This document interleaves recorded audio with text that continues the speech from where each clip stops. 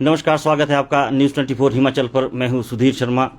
लगातार हम बात करें सेब बागवानी की। प्राकृतिक आपदा का जो कहर हिमाचल प्रदेश में इस बार बरपा है, तो कहीं ना कहीं ध्वस्त जो पूरे हिमाचल प्रदेश की अगर हम बात करें आर्थिकी को क्या है, और सेब का सीजन लगातार जोरों पर है। लगातार हम सेब बागवानी की बात करें, सेब आर्थिकी की बात करें, न्यूज़ 24 हिमाचल पर लगातार हम आपको अपडेट देते रहते हैं। तो अगर सेब की ही हम बात करें तो अभी जो आड़तियों के साथ मुद्दे चले, चाहे किलो की बात करें, वो सारे मुद्दे आपने देखे हैं। तो कहीं ना कहीं सरकार ने एक कड़ा रुख जरूर अपनाया था। और हम बात करें ठेव कुमार सन के विधायक और कांग्रेस के राष्ट्रीय प्रवक्ता कुलदीप सिंह राठौर की, लगातार विधानसभा से लेकर जमीनी स्तर पर या आड़त में, मंडियों में लगातार किसानों बागवानों का पक्ष उन्होंने उठाया है। तो अभी की हम बात करें तो 3-4 दिनों से लगातार जो मुद्दा गरमाया है, जो कंपनियां हैं, सेब कंपनियां, अदानी की हम बात करें, देवभूमि की बात करें, बीजा की हम बात करें, एग्रोफ्रेश लिमिटेड और अन्य बहुत सारी ऐसी कंपनियां हैं जो 1 सितंबर के बाद अपना कारोबार शुरू करती है। और हर बार ये देखा गया है कि जो सेब कंपनियां जब मार्केट में आती है तो कहीं ना कहीं जो रनिंग मार्केट होती है वो जरूर धड़ाम होती है। तो ऐसे में ये मुद्दा लगातार जोरों पर है। इसी मुद्दे को लेकर जो कांग्रेस के राष्ट्रीय प्रवक्ता कुलदीप सिंह राठौर हमारे साथ इन पर बात करेंगे। सर नमस्कार, सबसे पहले स्वागत है आपका। जी नमस्कार, बहुत बहुत धन्यवाद। सर हम बात करें, लगातार आप जुड़े हैं, खुद भी आप बागवान है। प्राकृतिक आपदा की बात करें, लगभग बहुत बड़ा बगीचा आपका भी गया है। सबसे पहला जो कहर है आपके ही क्षेत्र में आया था और लगातार उस दौरान से आप जुड़े रहे हैं। और अभी की हम बात करें, जो सिनेरियो अभी बना है, जो सरकार ने नया फैसला लिया था, कहीं ना कहीं कामयाब फैसला हुआ है, किलो के भाव से सेब बिका है। विधानसभा से लेकर आपने आवाज़ उठाई थी। लेकिन जो अब नया मुद्दा है कंपनियों का, लगातार मनमानी, अदानी की हम बात करें, अन्य कंपनी की बात करें, जो सेब का क्षेत्र है इसमें लगातार कंपनियों की मनमानी रही है। तो आपने आवाज़ बुलंद की है कंपनियों के ऊपर। तो क्या आपको का कहना है इस पर, क्या चलेगा? क्योंकि अभी जो कंपनी अदानी ने रेट तय की है और जो मार्केट के दाम है उससे लगभग हम बात करें तो 20-25 रुपये कम रेट अभी अदानी के है। तो क्या आप कहना चाहेंगे? देखिए, आप जानते हैं कि कुदरत का जो कहर है वो हिमाचल पे बरपा है और हमारे प्रदेश का बहुत ज़्यादा नुकसान हुआ है। और हमारा जो क्षेत्र है, से बहुल क्षेत्र है, बहुत ज़्यादा हमारा भी नुकसान हुआ है। मेरा तो खुद भी बहुत ज़्यादा नुकसान हुआ है, हमारे परिवार का।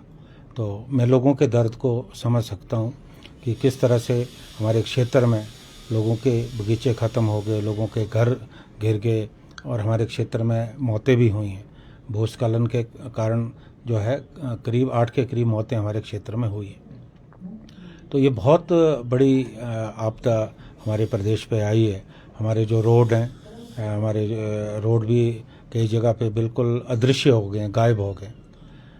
तो बहुत हमारा प्रयास रहा, सरकार का भी बहुत ज़्यादा प्रयास रहा कि हमारी ये कोशिश रही कि अभी सेब सीज़न में जो हमारा सेब है वो जो है मार्केट तक पहुँचे, हमारी सब्जियां मार्केट तक पहुँचे। तो लगातार हमारे जो अफसर हैं वो क्षेत्र में सक्रिय रहे। मैं खासकर अपने क्षेत्र की बात करता हूँ। लेकिन ये एक निरंतर प्रक्रिया थी, क्योंकि कई बार रोड खुलते थे फिर बंद हो जाते थे, फिर खुलते थे फिर बंद हो जाते थे। लेकिन मैं अपने अफसरों को भी बधाई देना चाहता हूँ कि पूरी कोशिश हुई कि मार्केट तक सेब पहुँचे और ये कोशिश अभी भी जो है जारी है। जो मापदंड है उसके मुताबिक जो पीड़ित परिवार है उन्हें भी मदद दी गई और आगे भी जो है जो भी संभव होगा सरकार से वो मदद जो है मिलेगी। हालांकि मैं समझता हूँ कि अभी जो केंद्र से पैसा आया है वो बहुत कम है। तो हमने तो ये भी बात की कि हम जो है राष्ट्रीय आपदा घोषित करें हिमाचल को, ताकि हिमाचल को मापदंड के मुताबिक जो है ज़्यादा पैसा मिले। मैंने इस मामले को मुख्यमंत्री के सम्मुख भी उठाया। मैंने तो उनको सुझाव भी दिया था कि आप विधानसभा का सत्र बुलाएं और मैंने प्रतिपक्ष के नेता जयराम ठाकुर जी से भी बात की कि वो भी सहयोग करें और हम जो है विधानसभा में जो है एक प्रस्ताव पारित करके जो है दिल्ली प्रधानमंत्री के पास भेजें और हमारे जो 4 सांसद हैं उनका भी हमारे साथ सहयोग रहे। अब शायद अभी तक संभव नहीं हो पाया, अब शायद वो सेशन को बुला रहे हैं। तो मैं ये समझता हूँ कि हिमाचल प्रदेश जो है कई दशक पीछे चला गया है और अभी हमें जो है सेब सीज़न के बाद फिर से उस स्थिति में आने के लिए बहुत ज़्यादा समय लगेगा। और एक बात आपने कही, जहाँ तक सेब का मुद्दा है, काफ़ी अरसे से ये मांग होती थी कि सेब किलो के हिसाब से बिकना चाहिए।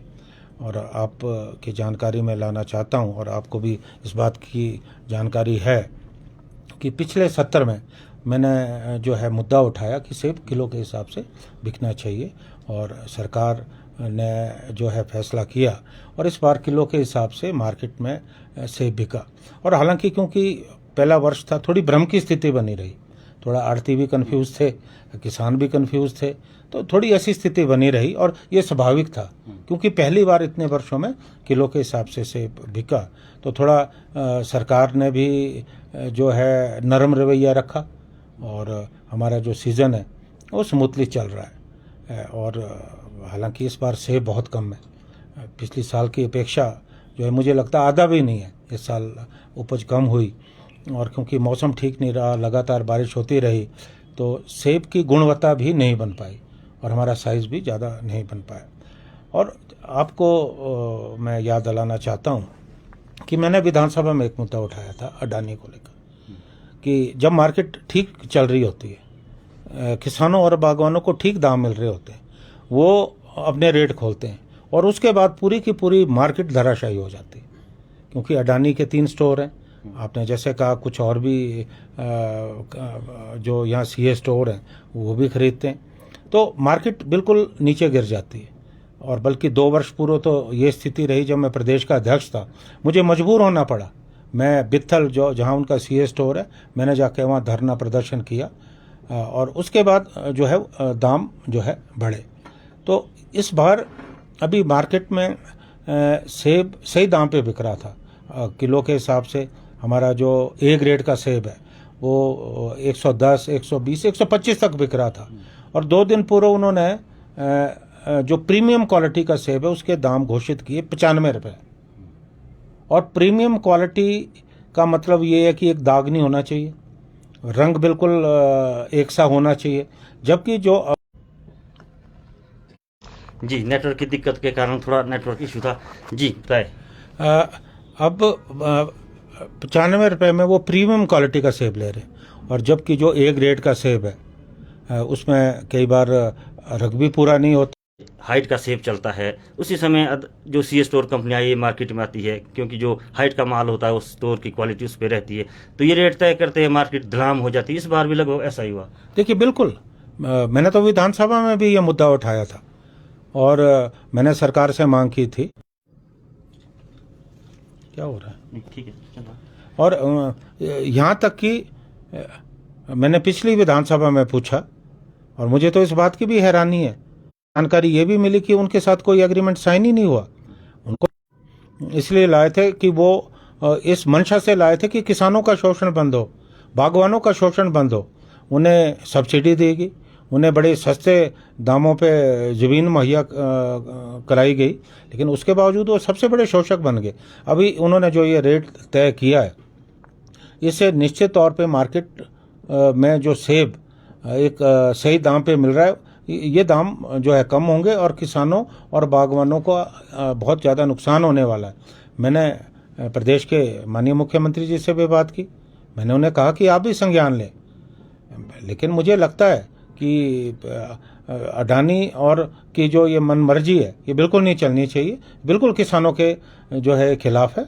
और मुझे पूरी आशा है कि इस पे सरकार भी सख्त रवैया अपनाएगी, और अडानी को भी इस बात की समझ होनी चाहिए कि वो प्रदेश के किसानों से, बागवानों से, अधिकारियों से बात करें, और जो भी दाम तय हो वो सबसे बात करके दाम तय हो, ताकि किसानों और बागवानों को नुकसान जो है नहीं उठाना पड़े। अगर हम बात करें ठियोग, कोटगढ़ या कुमारसैन की, तो लगातार क्रांतिकारियों का क्षेत्र माना गया है। और इससे पहले हम विधायक की बात करें, राकेश सिंह थे, लगातार धरने प्रदर्शन चल रहे थे।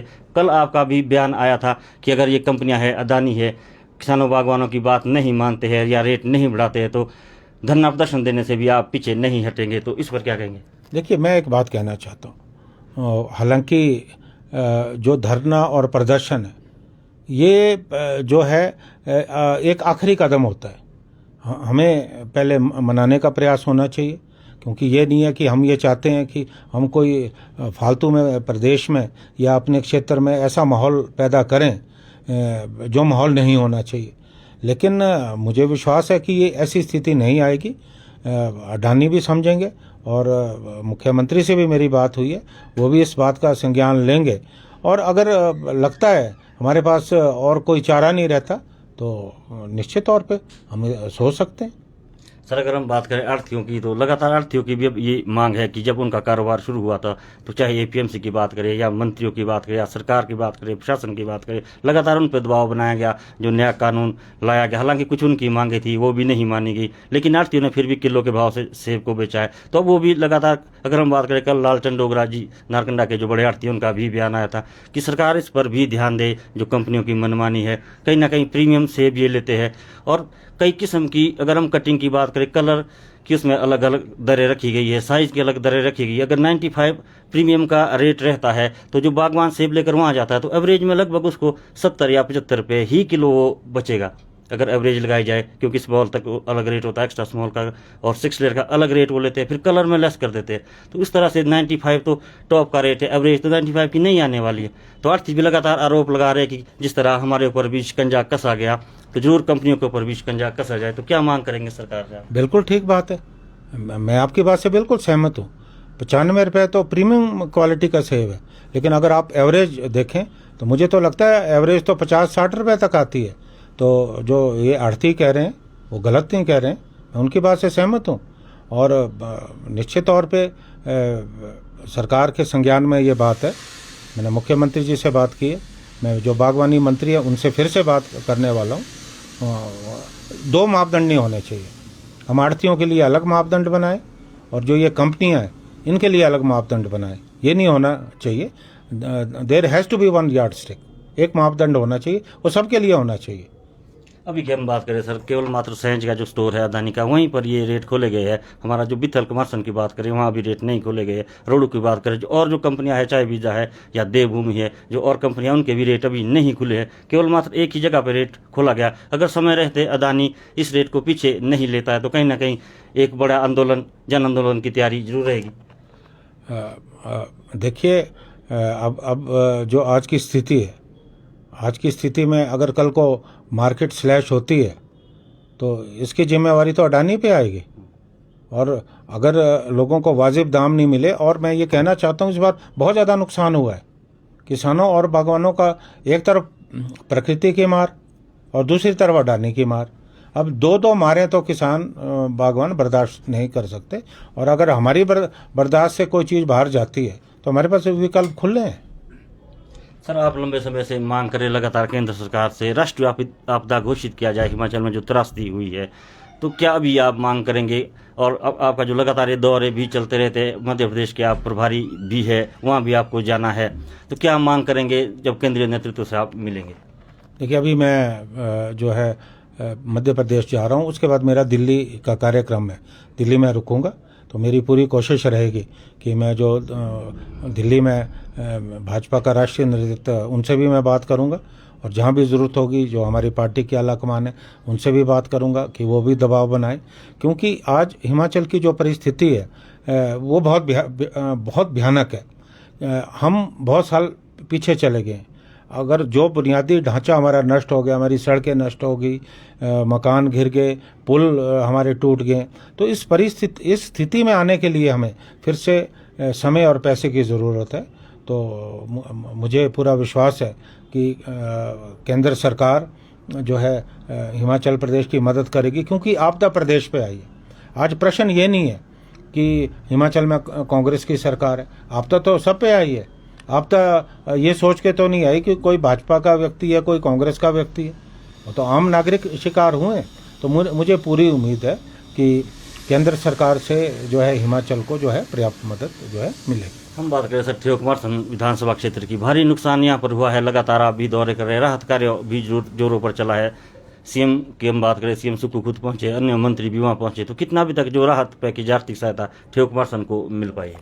देखिए, बहुत ज़्यादा मिली, और मैं मुख्यमंत्री का भी आभार व्यक्त करता हूँ, सरकार का भी आभार व्यक्त करता हूँ, क्योंकि रोहित ठाकुर जी और जगत सिंह नेगी जी भी आए, और मुख्यमंत्री जी ने एक दिन मेरे साथ भी दौरा किया।